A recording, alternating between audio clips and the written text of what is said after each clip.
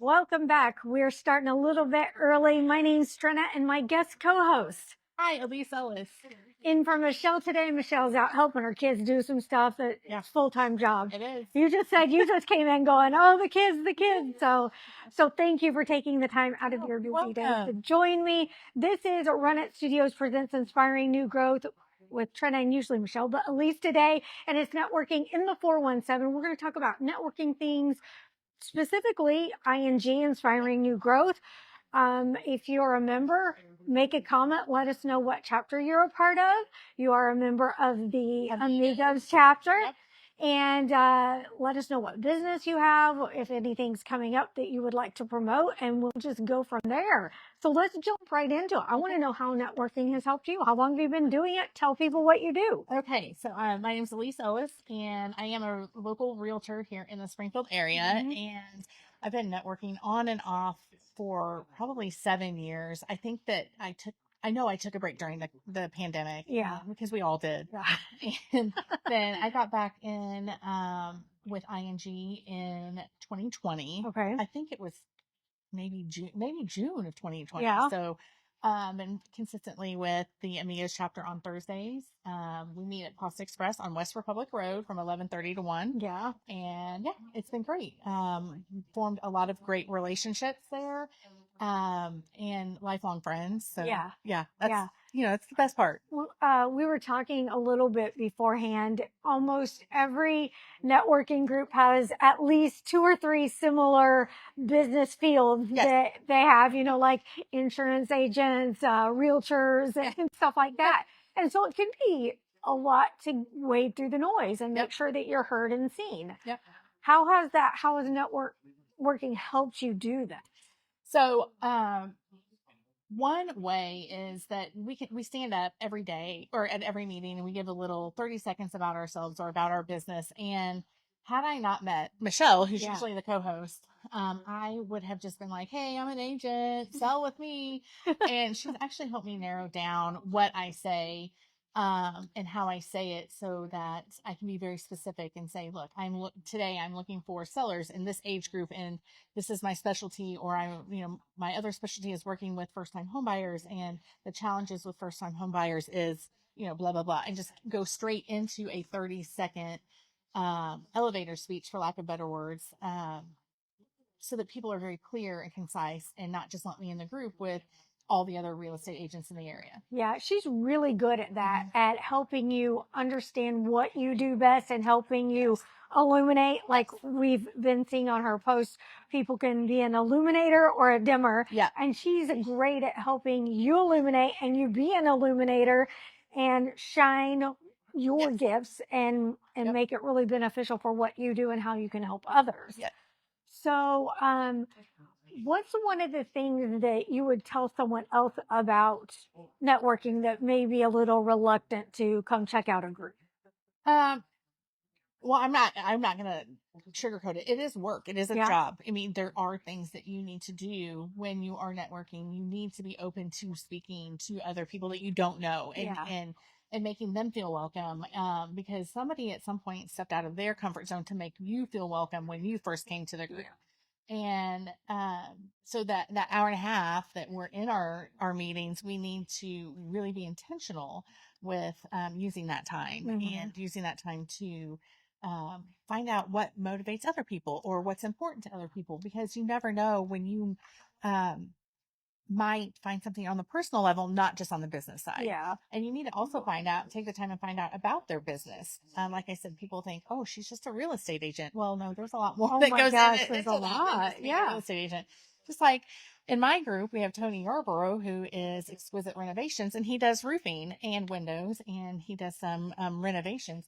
But where does his passion fall, right? Yeah. So his passion falls with the roofing. Yeah. A lot of people think, well, I'm just gonna say refer them for whatever. Well, what if that's not their passion? What if their passion is something else that you're not referring? So it's about building that relationship and finding out what people are it really excites them. Yeah. How did you get into real estate? Oh, girl. That's a 20-minute story. So in 1998, I graduated from Drury College. It was Drury College at the time. It's now Drury University. Oh yeah, that's right. They made that change. They made that big change. And I thought I was going to go to law school, and I had signed up for the LSAT. And the morning before the LSAT, I woke up and said, I'm not doing this. I'm not going to do this test. I know, right? Oh my goodness. Seriously. Were you nervous, or you just knew it wasn't right? I woke up with that dread. Have you ever had that feeling like you just, you wake up, you just know it's not right. You said yes to something that you know is not meant for you. Yeah. So wow. So I just looked at my mom and I said, I don't want to do this. She's like, I'm glad you wasted this $400 and not $100,000. That was very supportive. I don't know that mine would have been like, you already signed up, you're going. Well, no, I mean, she's literally said $400, I'd rather waste $400 than you go and do $100,000 for schooling and have all these student loans and then hate it. So she's like, you can always if you change your mind, you can always sign up to take the test again. So from there, I just was working and I didn't really have a direction. And one day I looked at my parents over, we're at brunch at their house. This is newspaper time. So my dad's reading a newspaper and with his readers. Yes. Like this situation. And he's like, you'll never make any money at that, because keep in mind, 1998, things are a little different than they were now. And I said, okay. So I worked for him, and then I did a whole bunch of career studies and found out that I would be good in sales. And I went into insurance sales, and I hated it. Oh, I hated it. Okay. It was not good. And so 20 years later, well, it's not 20 years later. So 2005, I was pregnant with my first child, and I said, I think I'm going to get my real estate license. And so I did. And then the baby came, full on motherhood. Yeah. So I just let it go. Yeah. And I was working for a company here in town. It was actually owned by my dad, and I was their, inside sales and social media person. Sorry, guys. And the business sold. He sold. Oh. My dad sold the business, and I could see some things happening. Red flags that were red flags for me. Yeah. With the change. And, we tried to sell our house in 2011, and that didn't happen. And then in 2012, we did sell our house. And, at that time, the agent called me about 6 months later and said, hey, I was in the photography industry. He said, do you know anybody that would like to photograph homes? And I'm like, yeah, I'll do it. Yeah. So I photographed homes for him for about 3 years. And as the red flags were coming from the sale of my dad's business, my husband looked up at me and said, maybe this is your foray back into the real estate world. Oh, wow. Maybe you shouldn't think about getting licensed. I go, nah, not for me. And then right? So this is 2015. So when I started thinking more and more about it, I was like, you know what? I'm going to do it. So I self-studied.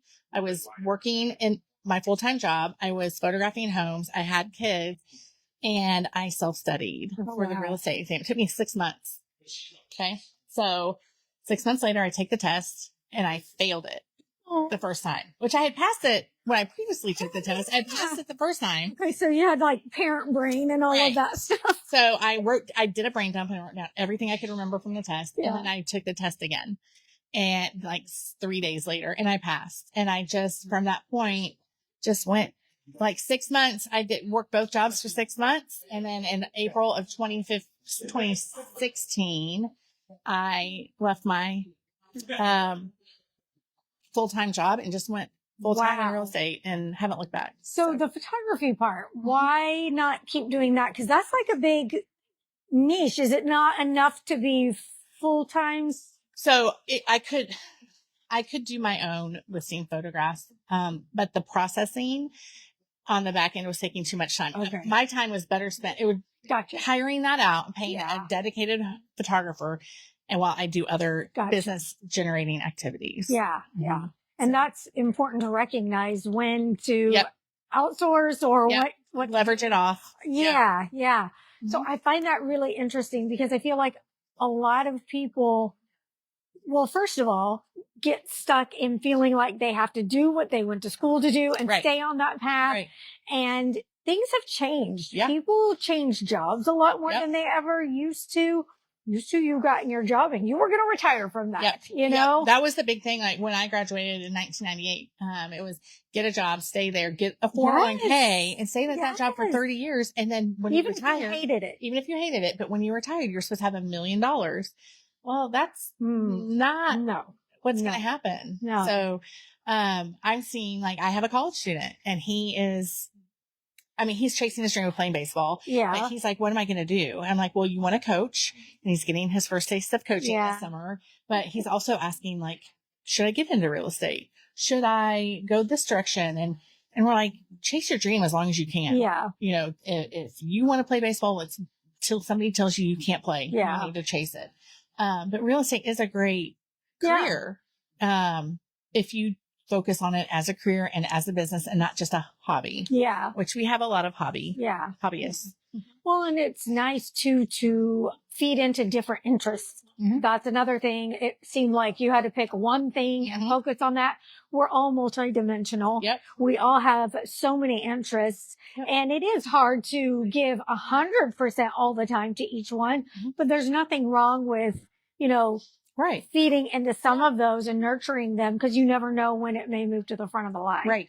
Or something like that. So absolutely. That's really neat. I'm glad you didn't go do the LSAT. Yeah, I know, right? Oh my gosh. Who knows? Maybe would have been a judge. That's true. Who knows? Do you see yourself staying in real estate for a long time? Probably. We have a goal. My husband and I have a goal of retiring like in the next 15 years. So, yeah, probably next 15 years. What are your hobbies when you're not working and taking care of the kids? And I read a lot. Yeah. So just like, I read the business books, but like just fiction, just the ones that you can just zone out and it doesn't take a lot of brain power. And it's just, like the little romance mysteries. I don't know what they're called. Some thrillers. I do like some thrillers. But I just read a lot. Yeah. And we have a pretty active social life. So I do a ladies' night out group, once a month. And actually we're doing that tonight at, Wire Road has bingo tonight. So we're going to, kind of go and give them some love and business and play some bingo. Very good. Yeah. Very cool. Yeah. It's fun. Oh, awesome. All right. So if you're out and about, you can check into that. We're at Vino Cellars. They let us come in here every week. They've got wine. They've got live music. Check out their website to see what's going on and see what works for you. Mm-hmm. You had a list of some other events that were coming up in the area. Yeah, I'm going to put my glasses on so I can see. All right. Yeah. So on Saturday, June 21st, there's drone show and fireworks. Drone show? Yeah. Neat. Cassidy Station in Nixa. So it looks like Farmers Park has summer sessions at Farmers Park this Thursday at 6. Free pet therapy ice cream social in Phelps Grove Park this Saturday at 1. Fireworks on the Finley at the Sertoma Duck Race, which is Saturday, June 21st at 10:15 p.m. is the fireworks. Let's see.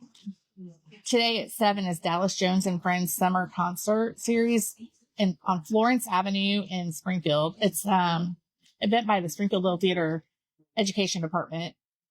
These are all on Facebook, you guys. You can check out your Facebook events if you're looking for something to do.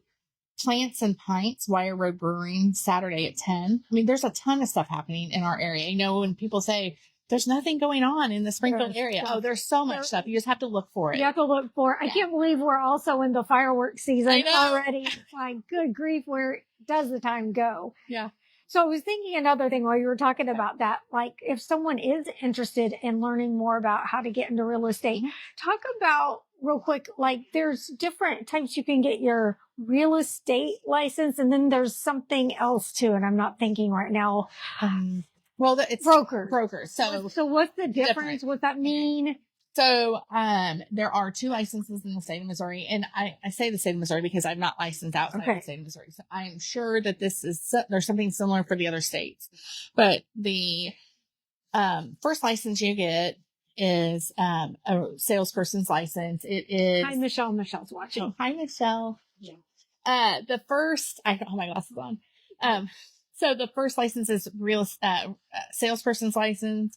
There is a 48-hour class to get that, and then a 24-hour class after. You can do the classes together before you take the exam, or the 48-hour is only required, and then you have to take the 24-hour class. Are these all online, or do you can do them in person? You can do them self-study. You can do them online. If Keller Williams actually has a program where the company will pay for the licensing class. Okay. So that helps out, save somewhere between $250 and $500.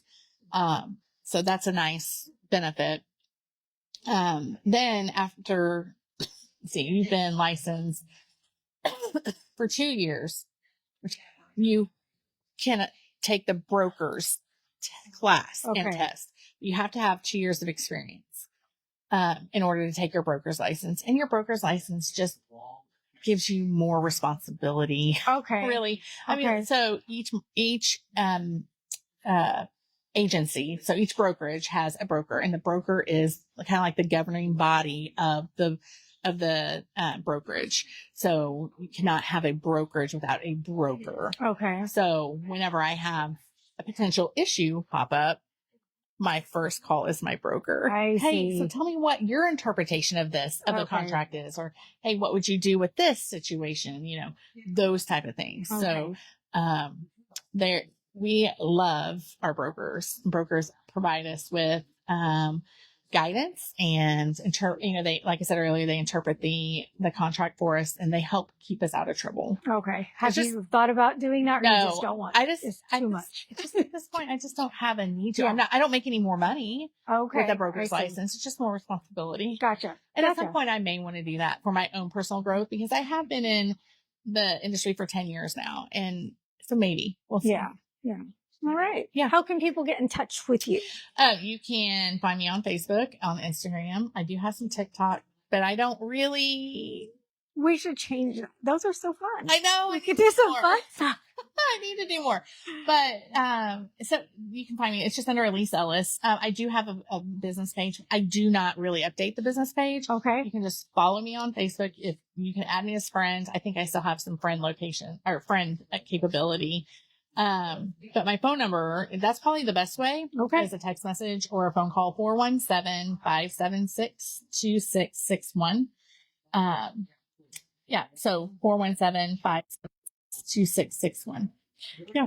Michelle Rickman is watching. She says, does Elise love the water it's too? So cold. So she makes fun of me every week because I say I like this water so much. It's good water. And it's just plain water. I thought it was special filtered or something. Is this tap water? It's just tap water. It's just really cold though, right? It is super cold. It's really cold. cold. The fact that it comes in a carafe. So did I, and I just got my own over the weekend. Where? Dollar Tree. Oh, yeah, I need to go get one. Get one. Get one. I know. Take the water out of this. I told you. See, Michelle laughed at me all the time. I'm like, it's so good and it's fancy. Then you just have to go like this. Yes. Uh-huh. She's missing out. She is. What did that say? Elise is so knowledgeable and takes care of her clients. Oh, yes. Yes. Thank you, Michelle. Yes. That's so sweet. That is a big thing when you are looking for somebody to represent you in a real estate transaction, is you need to make sure you interview them, and just don't go with the first person. Yeah. Because there are so many things that go into it.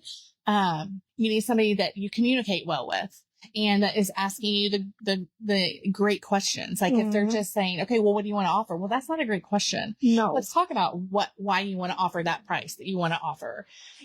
They need to be willing to do the work for you and not you work for them. Yeah.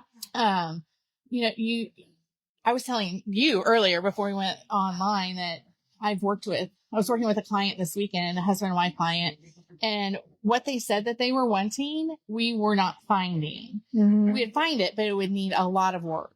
So finally we're like, hey, let's go look at this property. I know it's nothing like what you were wanting, because they really wanted a basement, and because they still have teenagers at home.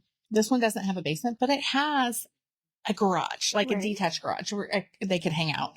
So we went, and we were there for an hour and a half, and We went through the house and then we went out to the garage and then we came back through the house. And I said, this time I'm just going to sit down and let you guys wander. I'm going to sit right here. Yeah. I'm going to stay out of the way. You let me know what questions you guys have. Mm-hmm. And they did ask some questions, but the interesting thing is as I'm observing them, I'm seeing them relax and breathe and sit down. They literally sat down in the living room and they started having a conversation about nothing related to the house, nothing related to their job changes or their move or anything like that. They were just having a conversation.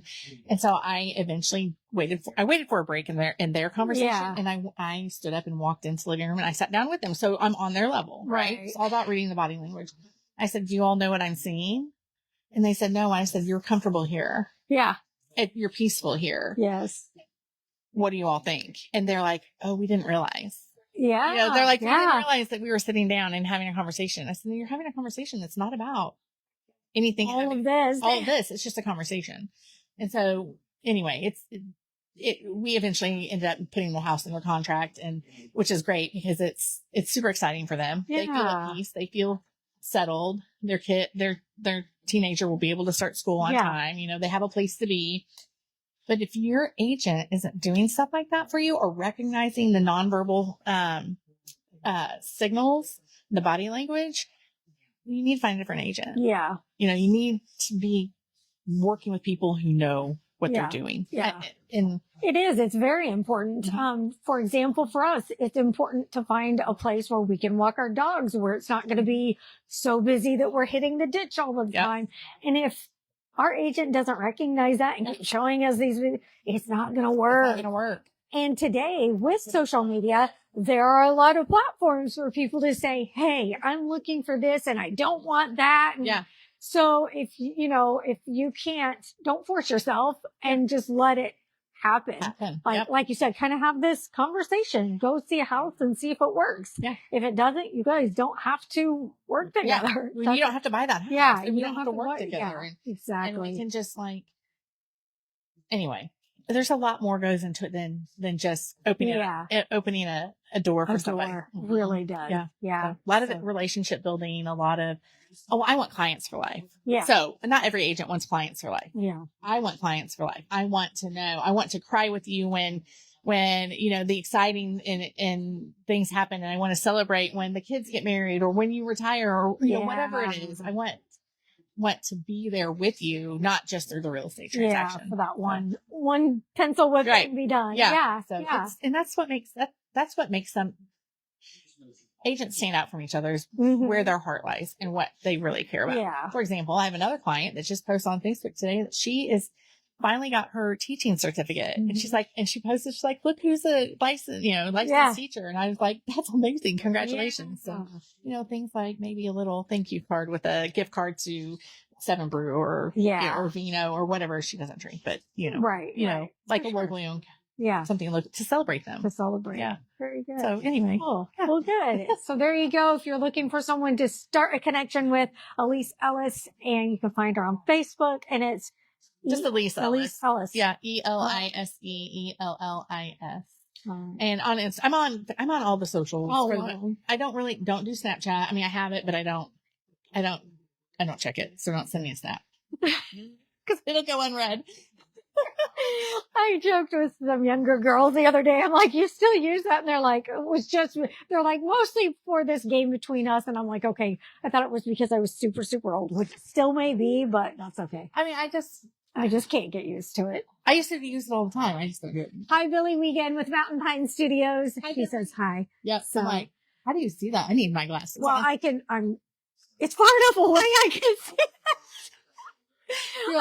I got a few years, I guess it's been about 2 years now. I got LASIK and I wish I would have done it a lot sooner. But boy, if they were like, now you will still need readers eventually. I'm like, thanks. I get it. Leave me alone. Amazon is the best place to find the readers. What? Amazon. Oh, okay. Yeah. You can get like 5 for $12. Thanks.